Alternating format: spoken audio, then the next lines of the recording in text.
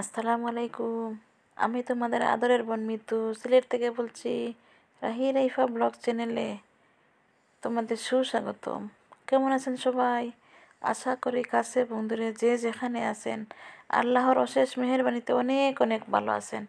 আমিও আলহামদুলিল্লাহ তোমাদের দোয়ায় বেশ ভালো আছি।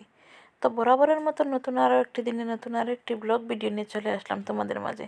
তো আশা করছি আমার ভিডিওটি তোমাদের ভালো লাগবে। যদি ভালো লাগে তাহলে লাইক দিয়ে দেখা শুরু করুন। যারা আমার চ্যানেলে নতুন, তোমরা চ্যানেলটি সাবস্ক্রাইব করে দাও এবং লাইক করো, সুন্দর করে একটা কমেন্ট করো, যাতে তোমার কমেন্টের উপর ভিত্তি করে আমি আর একটা নতুন ভিডিও তৈরি করতে পারি। আর যারা সাবস্ক্রাইব করেছো তাদেরকে অসংখ্য অসংখ্য ধন্যবাদ। এবার আসি মূল কথাতে। তোমরা তো জানোই আমি গ্রামে বেড়াতে আসছি, তাই না? তো গ্রামে বেড়াতে এসে নিজের জমি থেকে যখন শাক সবজি তুলে এনে খাওয়া যায় তার মজাটাই আলাদা। তো আজকে আমি লাল শাক, পালং শাক তুলে আনছি, এনে এগুলো পরিষ্কার করেছি, তারপর ধুয়ে পরিষ্কার করে তারপর আমি রান্না করব। তো তোমরা দেখো, আমি শাক পরিষ্কার করতেছি, তারপর ধুয়ে তারপর রান্না করব, তোমরা দেখতে থাকো। তো পালং শাকগুলো আমি ছিঁড়ে ছিঁড়ে নিচ্ছি এবং লাল শাক ওগুলো একটা একটা করে বেছে নিতেছি।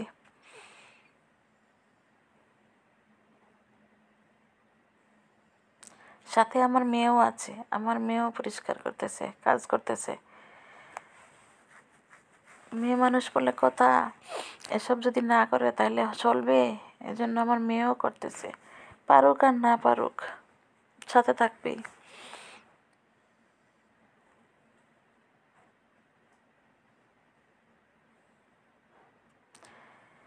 গ্রামের বাড়িতে আসলে কোনো কিছু কিনে খাওয়া লাগে না, এটাই হচ্ছে মজা, এটাই হচ্ছে শান্তি। তো আমি চেষ্টা করব এক সময় মাটির চুলায় রান্না করার। যদি রান্না করতে পারি তাহলে ভিডিও করে তোমাদের মাঝে শেয়ার করব। তো আমার শাক পরিষ্কার করা হয়ে গেছে। এই যে আমার মেয়ে একটু দুষ্টমি করলো, যেমন সাহায্য করে তেমন দুষ্টমি করে। এই যে আমার শাক বাছা হয়ে গেছে, আমি ধুয়ে পরিষ্কার করে নেব। পালং শাক, লাল শাক তো ধুয়ে আনাটা তোমাদের সাথে শেয়ার করি নাই, এবার রান্নাঘরে চলে আসলাম। তো শাকগুলো একটা কড়াইয়ের মধ্যে দিয়ে দিলাম, এখন দিয়ে দেবো একটু লবণ। লবণ দিয়ে ডেকে চুলাটা জ্বালিয়ে দেব।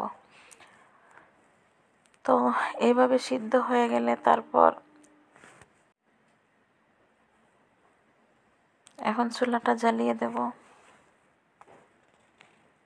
এই যে দেখছো আমার শাকটা কতটুকু হয়ে গেল। এখন সিদ্ধ হয়ে গেলে একটা জালির মধ্যে তুলে নেব।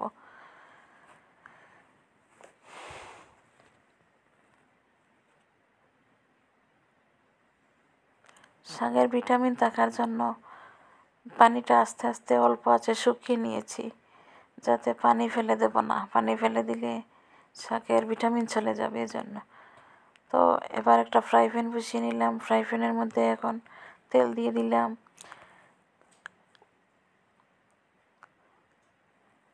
ফ্রাই প্যানটা ঘুরিয়ে পুরো ফ্রাই প্যানের তেলটা দিয়ে দিলাম। এখন পেঁয়াজ, রসুন, কাঁচামরিচ কেটে কুচি কুচি করে কেটে এবার দিয়ে দিলাম।